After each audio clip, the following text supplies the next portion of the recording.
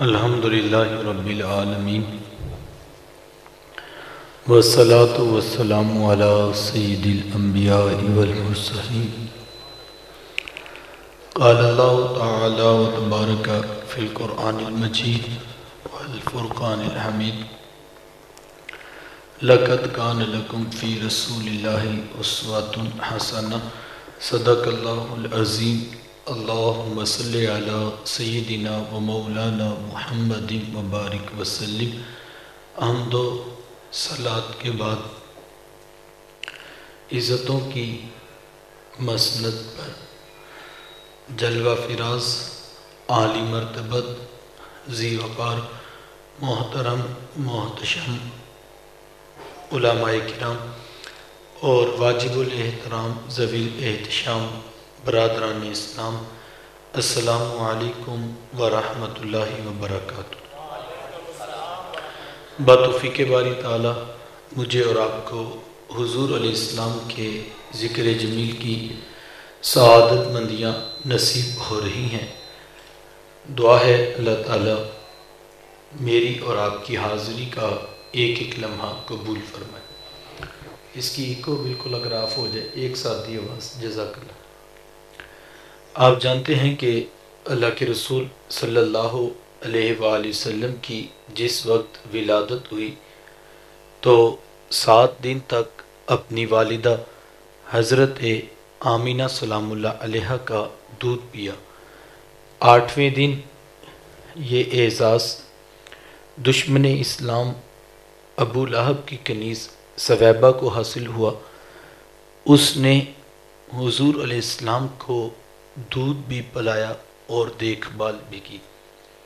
یہ چند دن کا دودھ تھا، یہ چند دن کی دیکھ بھال تھی، لیکن میرے آقا نے ثویبہ کے اس احسان کو بھی پوری زندگی یاد رکھا۔ مکے میں تھے تو میری ماں کہہ کے پکارا کرتے، مدنی دور آیا تو یہاں مدینے سے ان کے لیے کپڑے بھی بھجوایا کرتے اور رقم کا بھی بندوبست کیا کرتے۔ یہ ہے شریعت، یہ ہے سیرت جو میرے حضور لے کر آئے۔ میرے حضور تشریف فرما تھے، دور سے ایک بوڑھی خاتون کو اپنی طرف آتے دیکھا۔ آقا کریم علیہ السلام کی نظر پڑی تو میرے محبوب اٹھ کھڑے ہوئے، میری ماں پکارتے ہوئے اور دوڑ لگاتے ہوئے ان کے قریب پہنچے۔ پھر کندھوں سے وہ چادر اتار کر نیچے زمین پر بچھا دی، جسے میں اور آپ کائنات کا قیمتی اثاثہ سمجھتے ہیں۔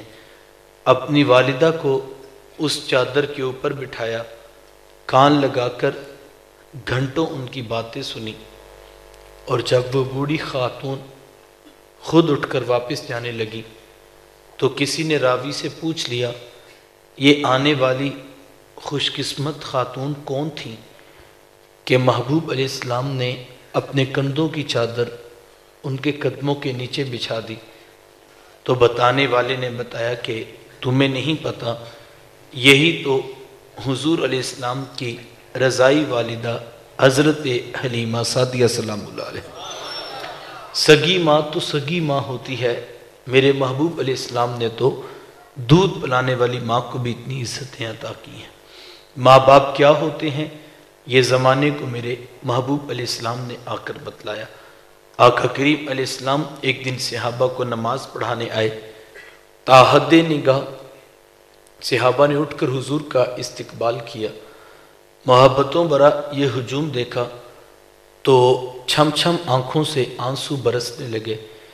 ایک ٹھنڈی آہ بری اور کیا فرمایا، لو ادرکت والدیہ او احدہما، کاش آج میرے ماں باپ بھی زندہ ہوتے یا ان میں سے کوئی ایک ہی زندہ ہوتا، پھر میں لوگوں کو نماز عشاء پڑھا رہا ہوتا، اس میں سورہ فاتحہ کی تلاوت کر رہا ہوتا، پھر میری ماں کو میرے ساتھ کوئی کام یاد آ جاتا، وہ دروازے پہ آتی، چلمن سرکاتی، اپنے میٹھے اور پیار بھرے لہجے میں فرماتی، ابنی محمد، میرے بیٹے محمد میری بات تو سنو۔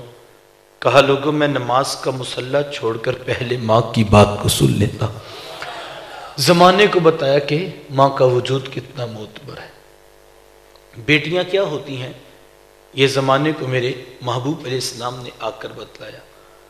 آقا کریم علیہ السلام کی آمد سے قبل آپ تاریخ عرب اٹھا کر دیکھیں، جب کسی کے ہاں بیٹی پیدا ہوتی تو شرم سے اس کا منہ کالا ہو جاتا۔ عزت اور آبرو بچانے کا باپ کے پاس ایک ہی راستہ ہوتا کہ ظالم باپ ماں کی ممتا بری گود سے پھول جیسی بیٹی چھینتا، گڑھا کھود کے دھکا دے کر اوپر مٹی ڈال دیتا۔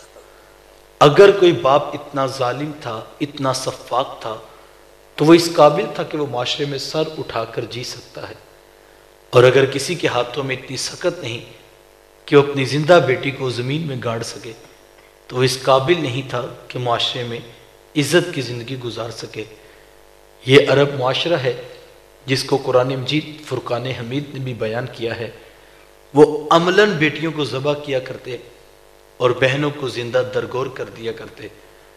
جس دور میں بیٹی ذبح کی جا رہی تھی، جس دور میں بہن زندہ درگور کر دی جاتی، میرے حضور اس دور میں کلمہ حق بلند کیا، اور حضور فرمایا بیٹیوں کو ذبح کرنے والوں سن لو، فاطمہ تو بدعۃ منی، میری فاطمہ تو میرے جگر کا بھی ٹکڑا ہے۔ یہ کلمہ محبت بھی ہے، یہ کلمہ جہاد بھی ہے۔ دیکھیں آج میں یا آپ اپنی بہن یا بیٹی کے لیے کوئی پیار بری بات کہیں تو یہ بہت بڑی بات نہیں ہے۔ آج اس معاشرے میں بیٹی کی عزت ہے، آج اس معاشرے میں بہن کا وقار ہے۔ یوں ہی تو نہیں بوڑھا باپ جھکی ہوئی کمر پر سارا دن بوریاں لاد لاد کر مزدوری کرتا ہے کہ میں نے اپنی بیٹی کو عزت کے ساتھ رخصت کرنا ہے۔ جوان سال بائی فیکٹری میں اوور ٹائم لگا رہے ہیں کہ ہم نے بہنوں کو عزت کے ساتھ بیاہنا ہے۔ یار یہ باپ تو ذبح کرتا تھا، یہ بھائی تو زندہ درگور کر دیتا تھا، ان کے سینے میں اتنا کوٹ کوٹ کر پیار کس نے بھر دیا؟ جواب ایک ہی ملے گا، یہ فیض ہے آمینہ کے لال کا، یہ فیض ہے میلاد والے آقا کا، جنہوں نے کٹتی بیٹیوں کو عزت اور ذبح ہوتی ہوئی بہنوں کو زندگی کی بہاریں عطا فرمائی۔ آقا کریم علیہ السلام ایک دن گھر تشریف لائے تو ام المومنین حضرت عائشہ صدیقہ رضی اللہ تعالی عنہ عرض کرتی ہیں کہ حضور آج بڑا عجیب واقعہ ہوا۔ حضور میں عائشہ آج کیا ہوا؟ عرض کی حضور ایک حبشیہ نیاد عورت آئی اور اس نے آ کر دروازے پر صدا لگائی۔ میں نے گھر میں تلاش کیا کہ کوئی چیز مل جائے تو میں سائل کو صدقہ کر دوں۔ تلاشی بسیار کے بعد مجھے صرف ایک کھجور ملی اور میں اس کو وہی صدقہ کر دی۔ حضور اس نے اس کھجور کے 2 ٹکڑے کیے، ایک دائیں جانب والی بیٹی کو کھلا دیا اور ایک بائیں جانب والی بیٹی کو کھلا دیا۔ حضور ماں خود بھوکی تھی، اس کا اپنا پیٹ بھی کمر سے لگا ہوا تھا، لیکن اس نے خود کچھ نہیں کھایا اور سب کچھ اپنی بیٹیوں کو کھلا دیا۔ یہ کہتے کہتے ام المومنین آپ دیدہ ہو گئی، آنکھوں میں آنسو آ گئے۔ تو حضور میں کہ سنو عائشہ، اگر کل قیامت کے دن ان بچیوں کی ماں کو جہنم میں جانے کا حکم ہو گیا تو یہ بیٹیاں درمیان میں آڑ بن کے کھڑی ہو جائیں گی۔ مالک عام تو اپنی ماں کو جہنم میں نہیں جانے دیں گی، اللہ ان بچیوں کی سفارش قبول کر کے ان کی ماں کو جنت کی راحت عطا کرے گا۔ کہاں بیٹیاں باعث شرم و ننگوار سمجھی جاتی تھی اور کہاں بیٹیاں ہی دخول جنت کا سبب قرار پائیں۔ خود فرمایا جس کو اللہ نے 2 بیٹیاں یا 2 بہنیں عطا کی، پھر اس نے ان کی پرورش کی، ان کی تربیت کی، یہاں تک کہ ان کا نکاح کر دیا، اور پھر پیچھے سے بھی اس نے خیر خبر رکھی، تو میرے حضور فرماتے ہیں اتنا خوش قسمت شخص ہے، کل قیامت کے دن میرے اتنے قریب ہوگا جتنی یہ 2 انگلیاں آپس میں قریب ہیں۔ یہ اعزاز، یہ تکریم کس کو ملے گی؟ جس نے بیٹیوں سے وفا کی ہوگی۔ بہنیں کیا ہوتی ہیں یہ زمانے کو میرے محبوب علیہ السلام نے آ کر بتلایا۔ آقا کریم علیہ السلام کی آپ جانتے ہیں نہ کوئی سگی بہن تھی اور نہ کوئی سگا بھائی، میرے حضور در یتیم ہیں، لیکن جب رضاعت کا شرف عطا کرتے ہوئے میرے حضور حضرت حلیمہ سعدیہ سلام اللہ علیہا کے یہاں تشریف لے گئے تو آپ جانتے ہیں کہ ان کی ایک بیٹی تھی جن کا نام شیمہ یا شیمہ بتایا جاتا ہے۔ وہ رشتے میں حضور علیہ السلام کی رضائی بہن لگتی تھی۔ قبیلہ بنو سعد کے رواج کے مطابق شام کو جب مائیں کھانا پکانے لگتی تو بہنیں اپنے بھائی گود میں اٹھا کر باہر کھلے میدان میں آ جاتی. ہر بہن کی گود میں اس کا بھائی ہوتا اور وہ اپنے بھائی کے حسن کے قصیدے پڑھ رہی ہوتی. اگر کسی کے بھائی کا رنگ کالا ہوتا تو وہ کہتی رنگ کالا ہے تو کیا ہوا، میرے بھائی کے نقوش دیکھو کتنے خوبصورت ہیں، اس کی اٹھی ہوئی ناک، اس کی جھیل جیسی خوبصورت آنکھیں تو دیکھو کتنی پیاری. تو وہ نقوش کو معیار حسن قرار دیتی. اور اگر کسی کے بھائی کا رنگ گورا چٹا ہوتا وہ کہتی جناب رنگ نہیں تو کچھ نہیں، حسن تو ہوتے سارا رنگت میں ہے، میرے بھائی کا رنگ دیکھو کتنا گورا چٹا ہے. تو یہ بحث مباحثہ چل رہا ہوتا اور کوئی بہن ہار ماننے کو تیار نہ ہوتی. اتنے میں ایک سمت سے حضرت شیمہ اپنا ویر محمد اٹھا کے لے آتی اور کہتی ذرا میرے ویر کا مقابلہ بھی تو کرو نا. تو وہ کہتی نہیں نہیں شیمہ، تیرے ویر کا مقابلہ تو نہیں نا، تیرا تو ساروں کا ہی سردار لگتا ہے. حضور والا بہن کی گود میں نہیں، حضور علیہ السلام اعلان نبوت کے بعد نہیں بلکہ محشر کا میدان بھی ہوگا تب بھی سردار میرے حضور ہی ہوں گے. اور تمہیں مبارک ہو، تم سردار کے ذکر میں مشغول ہو گئے ہو. اللہ، وہ حضور کو سینے سے چمٹا لیتی اور دعا دیتی ربنا اب قلنا محمد، انشاءاللہ میرے ویر محمد کو نظر نہ لگے. آج میں دیکھ رہی ہوں بچوں کا سردار ہے، کل اپنی آنکھوں سے دیکھو جوانوں کا بھی سردار بنے. زندگی کے لیل و نہار گزرتے گئے، حضرت شیمہ کی شادی ہوگی. مدنی دور کی کہانی ہے. اتفاق سے جس قبیلے میں حضرت شیمہ کی شادی ہوئی، حضور علیہ السلام کے صحابہ کی لڑائی اور جنگ اسی قبیلے کے ساتھ ہوئی. ان کے کچھ بندے قتل کر دیے، کچھ کو قیدی بنا کر صحابہ مسجد نبوی میں لے. عرب کے رواج کے مطابق قیدیوں کو چھڑانے کے لیے قوم کے سردار فدیہ اور فنڈ اکٹھا کرنے کے لیے نکلے. ہر دروازے پر دستک دیتے اور فنڈ مانگتے. چلتے چلتے حضرت شیمہ کے دروازے پر بھی پہنچ گئے. دستک دی تو پوچھا کون؟ کہا قبیلے کے سردار ہیں، فنڈ اکٹھا کر رہے، تم بھی اپنا حصہ ڈالو. پوچھا یہ فنڈ کس لیے اکٹھا ہو رہا ہے، یہ رقم کیوں جمع کی جا رہی؟ تو کہا کہ مدینے میں ایک شخص ہے، ادعائے نبوت رکھتا ہے، اس نے ہمارے لوگ پکڑ لیے، ہم نے اپنے قیدی چھڑا لے. تو پوچھا کہ اس کا نام کیا ہے؟ کسی کی زبان سے بے ساختہ نکلا محمد صلی اللہ علیہ وسلم. دل پہ ہاتھ رکھ کے بتاؤ کلیجے تک ٹھنڈ پہنچی ہے کہ نہیں پہنچی؟ اتنا میٹھا نام ہے میرے حضور کا. میرے شیخ طریقت فرمایا کرتے کہ پتر ساری دنیا کے شہد نہ چھوڑ دو، اتنا رس پیدا نہیں ہوتا جتنا ایک بار محمد کہنے سے پیدا ہوتا صلی اللہ علیہ وآلہ وسلم.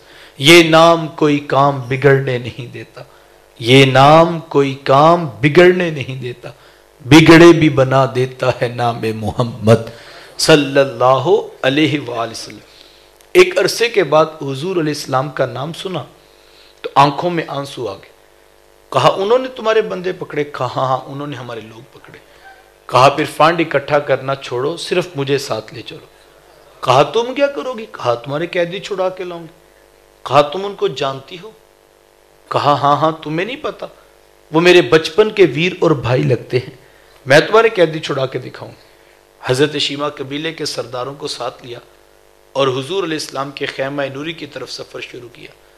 یہ وہ وقت تھا جب ادب کی آیات نازل ہو چکی تھی.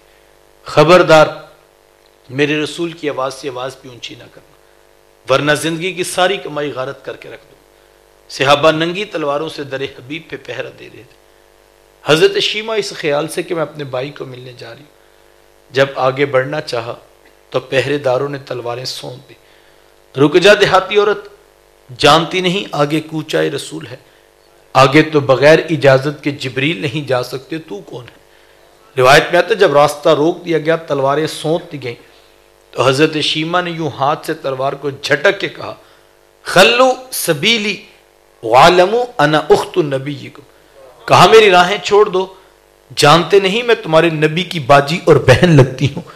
یہ آواز کانوں میں پڑی تو صحابہ کی آنکھوں پر بھی پلکوں کی چلمنے آ گئی، نگاہیں نیچی کر لیں، تلواریں پیچھے ہٹا لیں. حضرت شیمہ پورے پروٹوکول سے حضور علیہ السلام کے خیمہ نوری میں داخل ہوئی. میرے حضور جب دور سے بہن کو آتے دیکھا، حضور اٹھ کر استقبال کیا، مرحبا خوش آمدید پیش کرتے ہوئے فرمایا میری بہن آج کدھر کو آنا ہوا؟ عرض کی حضور آپ کے بندوں نے ہمارے کچھ لوگ پکڑ لیے ہیں، میں ان قیدیوں کو چھڑانے کے لیے آئی ہوں۔ سنو بھائیو، اللہ کے رسول نے کیا ارشاد فرمایا؟ حضور فرمایا میری بہن، تو نے آنے کی زحمت کیوں گوارا کی؟ تو گھر بیٹھے بھی پیغام بھیج دیتی، میں محمد تیرے کہنے پہ ہی ساروں کو چھوڑ دیتا۔ زمانے کو عملاً بتایا دروازے پر بہن کا آنا کتنا معتبر۔ پھر چند جوڑے، کچھ گھوڑے، بہت سارا ساز و سامان، بھیڑ بکریاں تک لے کر میرے حضور دروازے تک آ گئے۔ بہن کو رخصت کرنا چاہا تو صحابہ نگاہیں نیچی کیے، محبوب علیہ السلام کے ادب میں کھڑے تھے کہ حضور میں صحابہ میں جب بھی قیدی چھوڑتا ہوں پہلے تم سے مشورہ بھی کرتا ہوں۔ آج پہلا موقع ہے، میں قیدی بھی چھوڑ رہا ہوں اور میں نے مشورہ بھی نہیں کیا ہے۔ عرض کی اے بندہ نواز، آپ مالک کل کائنات ہیں، آپ جو چاہیں کریں، ہم کون ہوتے ہیں بھلا درمیان میں مشورہ دینے والے؟ لیکن حضور جی اتنا تو بتائیے، آج کون سی خاص بات تھی کہ آپ نے مشورہ کرنا بھی ضروری نہیں سمجھا؟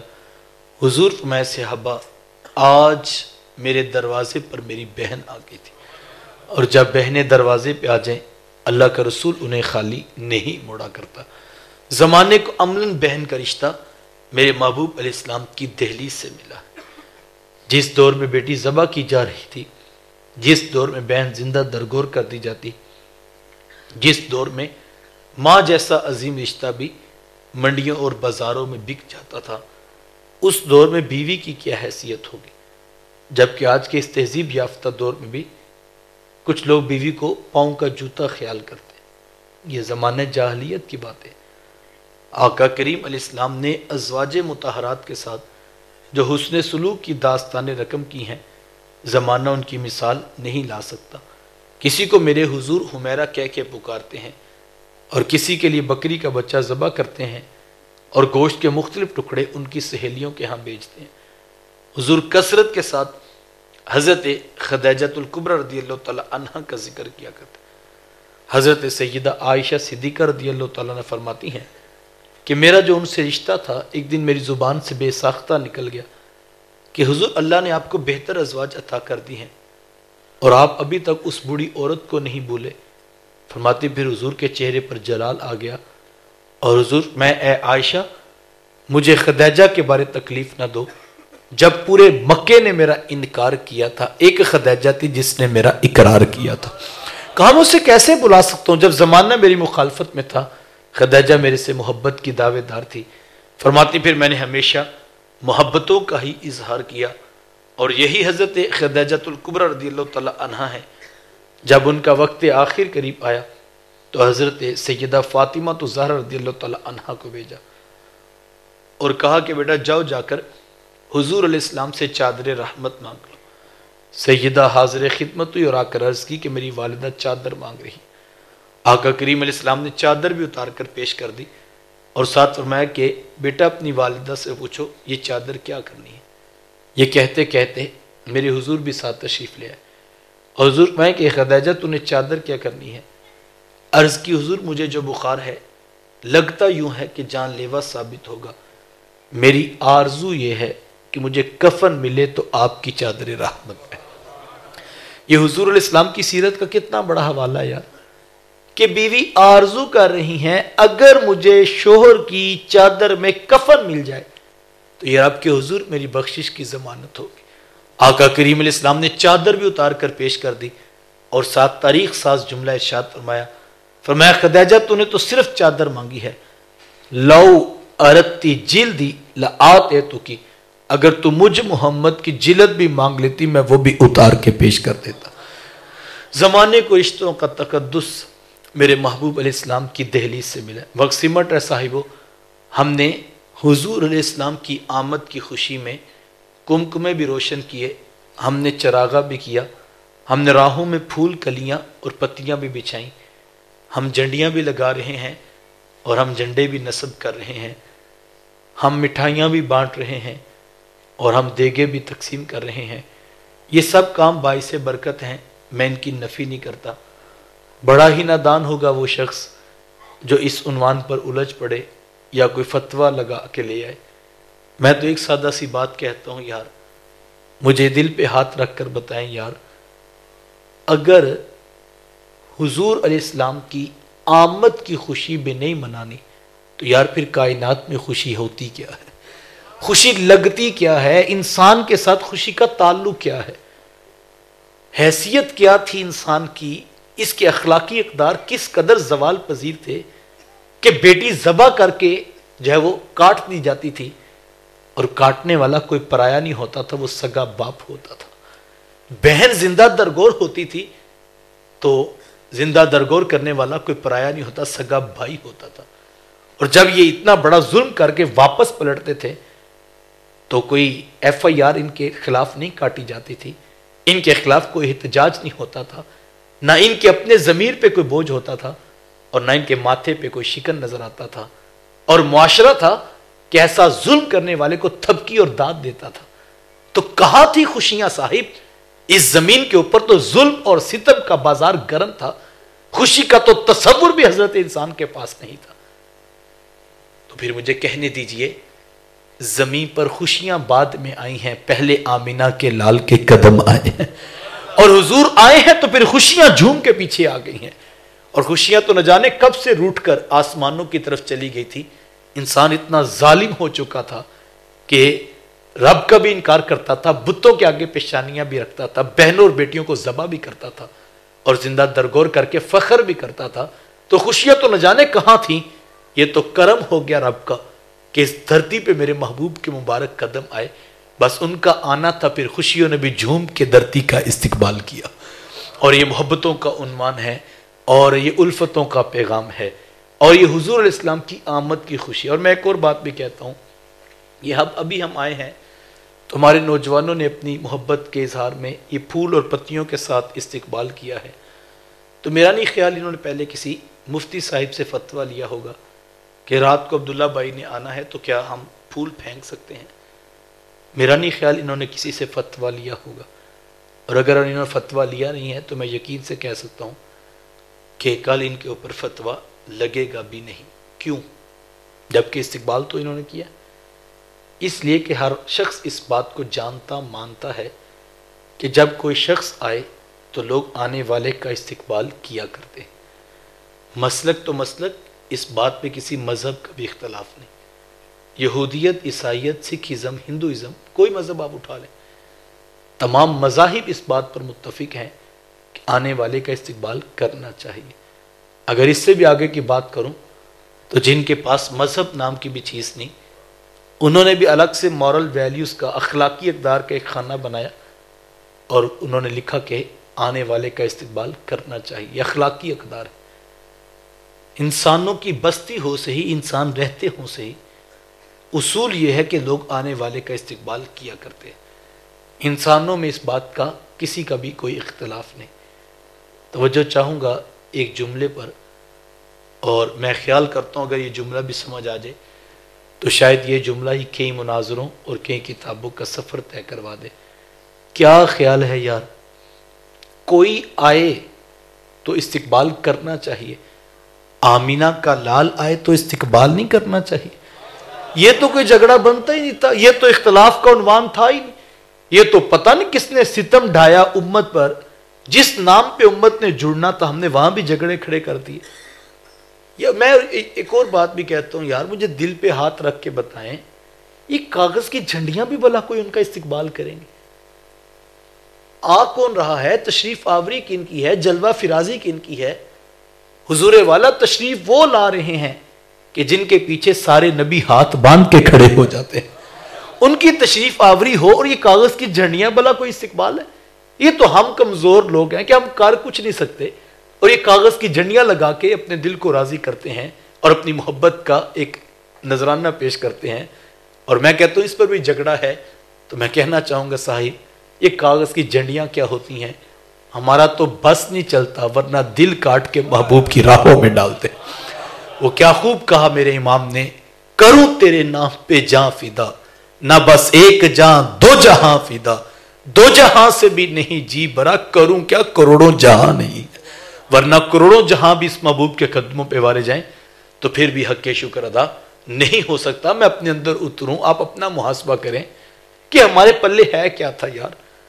سر سے لے کر پاؤں تک میرا بدن کا لولوں گناہوں میں، نافرمانیوں میں، کوتاہیوں میں، جو ہے وہ جکڑا ہوا ہے اور میرے اوپر کتنے جو ہے وہ گناہ ہیں.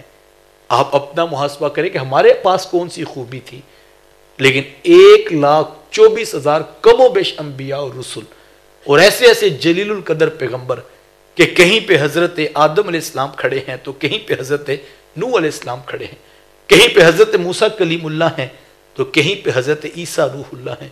1.25 لاکھ کے قریب پیغمبر اور ایسے ایسے خوبصورت پیغمبر کہ جن کے حسن کو دیکھ کر 3 ماہ تک اہل مصر کو نہ بھوک لگی ہے نہ پیاس لگی. بڑے بڑے جلیل القدر پیغمبر، 1.25 لاکھ کے قریب پیغمبر اور رسول جلوہ فراز ہوئے. لیکن میں خوش قسمت، آپ خوش قسمت، ہمارے حصے میں وہ پیغمبر آئے جن کے پیچھے سارے پیغمبر ہاتھ باندھ کے کھڑے ہو جاتے. تو پھر میں کیوں نہ کہوں شاہوں سے ملا ہے نہ تونگر سے ملا ہے، اللہ کا عرفان اسی در سے ملا ہے. اوروں کو ملا ہے تو مقدر سے ملا ہے، مجھے تو مقدر بھی تیرے در سے ملا. میرے شیخ جوم کر کہا کرتے اپنا معیار زمانے سے جدا رکھتے ہیں، اپنا معیار زمانے سے جدا رکھتے ہیں، ہم تو محبوب بھی محبوب خدا رکھتے ہیں. یہ میرا فخر ہے، یہ آپ کا ناز ہے. اور ساری زندگی ایک دن کا میلاد یا ایک شب کا میلاد کیا ہے، ساری زندگی سر سجدے میں رکھ کر تشکر کے کلمے پڑھے جائیں تو حق کے شکر ادا نہیں ہوتا. لیکن میں یہ بات ضرور کہہ کے مکمل کروں گا کہ یہ کمکمے، یہ روشنیاں، یہ چراغاں، یہ پھول، یہ کلیاں، یہ مٹھائیاں، یہ دیگیں، بیٹا یہ سب کچھ باعث برکت ضرور ہے، لیکن یاد رکھیے گا یہ آغاز سفر ہے، یہ منزل نہیں ہے. منزل میرے محبوب کی ذات ہے، منزل ان کا کردار ہے، منزل ان کا اسوہ نور ہے. بڑا ہی نادان ہوگا وہ مسافر جو استقبال پر ہی الجھ پڑے. بڑا نادان ہوگا نا کہ جو اس استقبال پر الجھ پڑے. اور وہ بھی کوئی عقل مند نہیں ہوگا جو آغاز پر تو جھوم جھوم کے نعرے لگاتا رہا اور پھر اس نے پیچھے پلٹ کر منزل کی طرف دیکھا بھی نہیں. کامیاب وہی ہوگا جو وضو کر کے درود پڑھتا ہوا استقبال سے چلا اور پھر سیرت رسول تک پہنچ گیا. یہ منزل کا رستہ ہے اور ہمیں یہی دیا گیا اور ہم نے اس سے ہی بات کرنی ہے اور اس کو ہی اپنی روحوں میں اتارنا ہے. اور ہماری یہ منزل جب ہمیں مل جائے تو وہ کتنی خوبصورت منزل ہے کہ میرے شیخ طریقت آپ کا لہجہ دیکھیں. اور میں جب بھی یہ بات کہتا ہوں تو دلوں میں ایک جو ہے محبت کا جہاں آباد ہوتا ہے. ہماری منزل کیا ہے؟ میرے شیخ طریقت فرمایا کرتے ہیں کہ بیٹا یہ نہ ہو کہ لوگ تم سے پوچھیں کہ تم کون ہوتے ہو اور تم پاسپورٹ سے مذہب کا خانہ دکھاؤ، یہ دیکھیے اسلام لکھا ہے ہم مسلمان ہوتے ہیں. کہا نہیں بیٹا، نہ کسی کو پوچھنا پڑے نہ کسی کو بتانا پڑے. تم دور سے آ رہے ہو، تمہاری وضاقتہ، شکل و صورت، چال ڈھال، انداز معاشرت، طرز زندگی اتنا خوبصورت ہو کہ لوگ مسکرا کے کہیں وہ دیکھیے میلاد والے آقا کا امتی آ رہا ہے. یہ ہماری منزل ہے اور ہم نے اس کو حاصل کرنا. ان کی ہر سنت ہو ثاقب جان و دل سے بھی عزیز، ان کی ہر سنت ہو ثاقب جان و دل سے بھی عزیز، مصطفیٰ کی ذات میں یوں فنا ہو جائیے. آئیے سر سے لے کر پاؤں تک، صبح سے لے کر شام تک اپنے اعمال کا محاسبہ کیجئے اور محبوب علیہ السلام کی خوبصورت سیرت کو اختیار کیجئے. یہی ہماری منزل ہے. اور اگر ہم اس میں حاصل کرنے میں کامیاب ہو گئے تو ہم تو محشر کے دن بھی رب سے یہی مانگتے ہیں کہ مالک صرف دنیا میں نہیں، کل ہم جب محشر میں بھی آئیں تو ہمیں اسی طرح بلایا جائے کہ وہ دیکھیے میلاد والے آقا کے امتی آ رہے ہیں. تو اگر یہ منزل مل گئی تو پھر ہماری جو ہے وہ خیر ہی خیر ہے اور برکت ہی برکت ہے. آئیے اپنے حصے کا چراغ روشن کیجئے اور آغاز تک نہیں بلکہ منزل کا بھی سفر شروع کیجئے. اللہ تعالیٰ اللہ تعالیٰ کی بارگاہ میں دعا گو ہوں. اللہ تعالیٰ میرے ٹوٹے لفظوں میں، میرے بکھرے جملوں میں گنبد خضرا کے مکین کی برکات ڈال کر کسی کے من میں چراغا کر دے. بآخر دعوایا ان الحمدللہ رب العالمین.